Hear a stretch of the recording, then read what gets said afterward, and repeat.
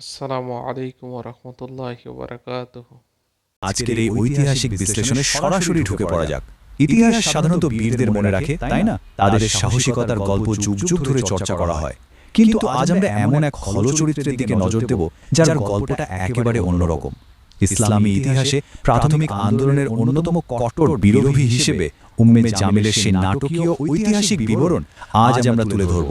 চরম অহংকার থেকে কিভাবে এক চূড়ান্ত ধ্বংসের দিকে এগিয়ে যাওয়া যায় তার আক্ষরিক অর্থে এক অভাবনীয় উদাহরণ এই চরিত্রটি। ইসলামের শুরুর দিকে বিরোধিতার মাত্রাটা আসলে ঠিক কতটা তীব্র এবং ব্যক্তিগত পর্যায়ে ছিল সেটা বুঝতে হলে ঐতিহাসিক উৎসগুলো একটি নির্দিষ্ট নারীর জীবন অন্বেষণের উপর খুব জোর দেয়। একটু ভাবুন তো, তার বিদ্বেষ এবং ক্ষতিকারক কর্মকাণ্ড এতটাই চরম পর্যায়ে পৌঁছেছিল যে খোদ পবিত্র কোরআনে সরাসরি তাকে উল্লেখ করে চিরস্থায়ী নিন্দা জ্ঞাপন করার প্রয়োজন হয়েছিল। এটি কিন্তু কোনো সাধারণ বিরোধিতার গল্প নয়, বরং এক প্রচণ্ড তীব্র সত্যতার আখ্যান। মজার ব্যাপার কি জানেন, তার এই অভিজাত উপাধির অর্থই ছিল সৌন্দর্যের জননী। কিন্তু এই সুন্দর নামের সাথে তার ভেতরের আচরণের যেন আকাশ পাতাল তফাত। মক্কার সবচেয়ে অভিজাত আর প্রভাবশালী কুরাইশ বংশের এই নারী আবু লাহাবের সাথে বিয়ের মাধ্যমে শুধু যে বিপুল সম্পদেরই মালিক হয়েছিলেন তা নয়, বরং পেয়েছিলেন বিশাল রাজনৈতিক ক্ষমতাও। আর এই সম্পদ আর ক্ষমতাকে তিনি অত্যন্ত নির্মমভাবে বিরোধীদের দমনের কাজে ব্যবহার করেছিলেন। আভিজাত্যের মোড়কে তার ভেতরের ভয়ঙ্কর রূপটি ঢাকা পড়েছিল। প্রথমেই আসে প্রোপাগান্ডা বা অপপ্রচারের যুদ্ধ, শব্দের ব্যবহার।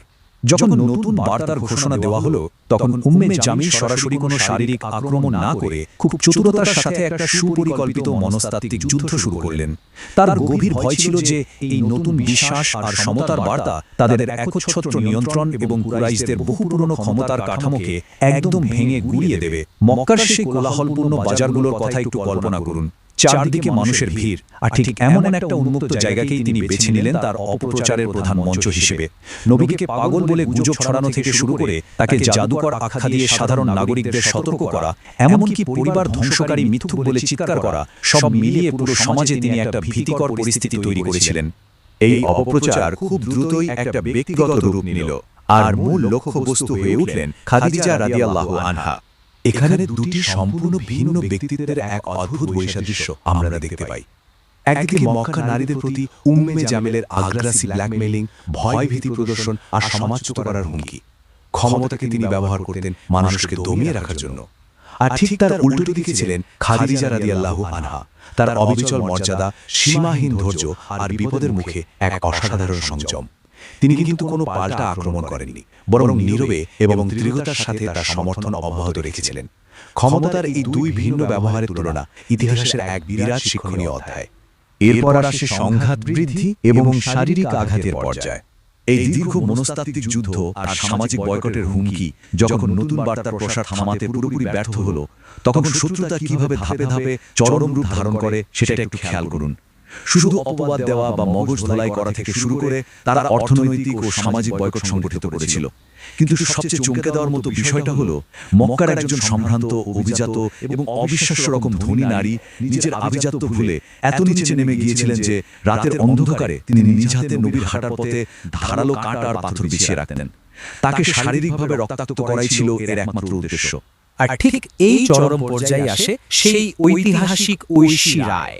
এই ঐতিহাসিক আখ্যানের সবচেয়ে গুরুত্বপূর্ণ মোড়টি আসে সাফা পাহাড়ে আয়োজিত একটি অত্যন্ত নাটকীয় জনসমাবেশের সময়। সাফা পাহাড়ের চূড়ায় যখন মক্কার সকল মানুষকে একত্রিত করে একটি আসন্ন শাস্তির ব্যাপারে সতর্ক করা হচ্ছিল, ঠিক তখন আবু লাহাব জনতার সামনে অত্যন্ত অবমাননাকর ভাষায় ক্ষুব্ধ প্রতিক্রিয়া ব্যক্ত করেন। তার সেই প্রকাশ্য অবজ্ঞা আর ঔদ্ধত্যপূর্ণ আচরণের ফলেই আসমান থেকে এক বিশাল এবং চূড়ান্ত উত্তরের সূচনা হয়েছিল। আর তখনই সূরা লাহাব অবতীর্ণ হয়। এই সূরাটি শুধু তাদের উভয়কেই চরম নিন্দা জানায়নি, বরং উম্মে জামিলের সবচেয়ে বড় অহংকারের জায়গাটাতেই আঘাত করেছিল। তার সেই গর্বিত উপাধি সৌন্দর্যের জননী চিরতরে মুছে দিয়ে তাকে ইন্ধন বহনকারী বা আরবিতে হাম্মালাতুল হাতাব হিসাবে নতুন এক ঐতিহাসিক পরিচিতি দেওয়া হয়। কাটা বিছানোর সেই ঘৃণ্য কাজ আর তার ধ্বংসাত্মক আগুন জ্বালানো প্রকৃতির দিকে ইঙ্গিত করেই এই উপাধিটি দেওয়া হয়েছিল। এরপর থেকে ইতিহাস তাকে আর সৌন্দর্যের জননী হিসেবে নয়, বরং এই অপমানজনক নামেই মনে রেখেছে। এই ঐশী রায়ের কথা যখন উম্মে জামিলের কানে পৌঁছাল, তিনি রাগে রীতিমতো অন্ধ হয়ে গেলেন। প্রতিহিংসার আগুনে জ্বলতে জ্বলতে একটি বিশাল ভারী পাথর হাতে নিয়ে তিনি কাবা প্রাঙ্গণে ছুটে গিয়েছিলেন। উদ্দেশ্য ছিল সরাসরি গুপ্ত হত্যা। কিন্তু ঐতিহাসিক বিবরণ অনুযায়ী এখানে এক অবিশ্বাস্য ঘটনা ঘটে। কাবা প্রাঙ্গণে আবু বকরের ঠিক পাশেই নবী বসে থাকা সত্ত্বেও অলৌকিকভাবে উম্মে জামিল তাকে দেখতেই পাননি। অন্ধ আক্রোশ যেন আক্ষরিক অর্থেই তার দৃষ্টিশক্তি কেড়ে নিয়েছিল। তিনি শুধু আবু বকরকে দেখতে পেয়ে চিৎকার করে তার ক্ষোভ ঝাড়ছিলেন। এরপর শুরু হলো তাদের চূড়ান্ত পতন।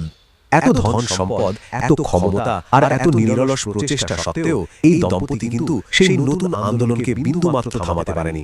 মুসলিমদের বিরুদ্ধে দীর্ঘ ৩ বছরের এক অমানবিক বয়কটের পর আবু লাহাব ও উম্মে জামিলের ক্ষমতার সৌধ খুব দ্রুত ভেঙে পড়তে শুরু করে। আবু লাহাব এমন এক দুর্গন্ধযুক্ত এবং মারাত্মক সংক্রামক রোগে আক্রান্ত হলেন যে স্বয়ং উম্মে জামিলও তাকে স্পর্শ করতে ভয় পাচ্ছিলেন। তাকে সম্পূর্ণ একা বিনা চিকিৎসায় মরার জন্য ফেলে চলে যাওয়া হয়।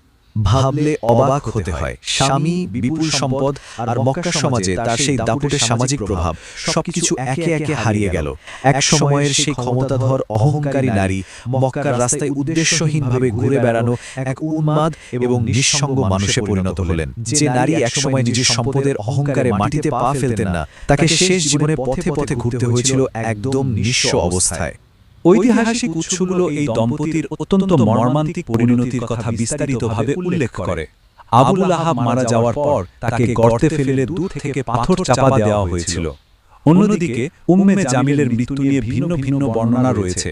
কেউ বলেন তিনি পাথরের নিচে চাপা পড়ে মারা গিয়েছিলেন, আবার অন্য বর্ণনায় বলা হয় নিজের বহন করা কাঠের আটির দড়ি গলায় পেঁচিয়ে তার মৃত্যু হয়েছিল।